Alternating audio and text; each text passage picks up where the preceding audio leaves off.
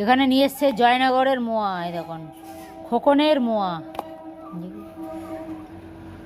35 years হয়েছে।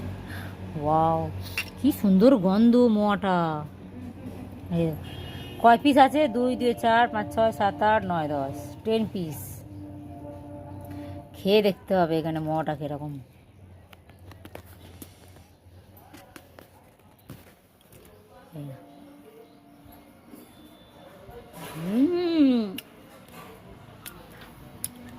সেই test.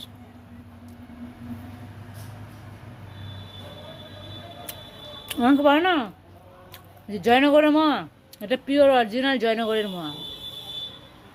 যারা একবার খাবে না তারা বুঝতে পারবে টেস্ট কীরকম।